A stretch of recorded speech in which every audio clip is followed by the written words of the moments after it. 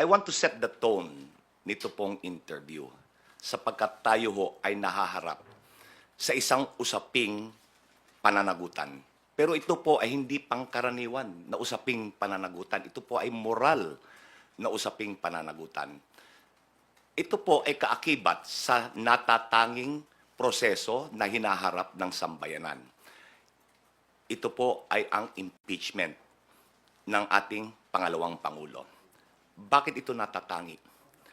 Sa kauna-unahang pagkakataon, sinakdal ang pangalawang pinakamataas na pinuno ng bansa sa pagbabanta sa buhay ng Pangulo, ng unang ginang at ng Speaker of the House.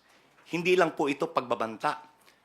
Inamin niya na kumontrata siya ng taong magsasakatuparan ng bantang ito.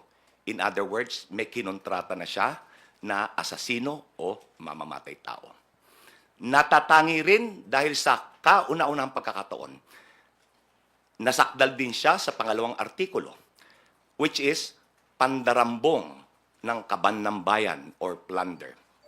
Natatangi because nasasakdal siya sa pangatlong artikulo, malbersasyon ng pananalapi ng bayan.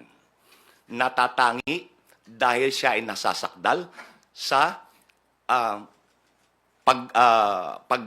pagtataksil sa saligang batas. And finally, natatangi dahil sinakdal siya sa mga karumal-dumal na krimen.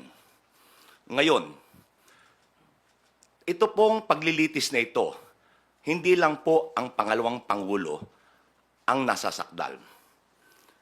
Nasasakdal din po dito ang institusyon ng Senado bilang isang impeachment court. Nasasakdal din ang buong sambayanan na dapat ay buksan ang mga mata, makilahok sa proseso upang sa gayon ay matugunan ang mga pag-aagam-agam at mga katanungan. With that, I'm ready to receive your questions. Marami pong salamat.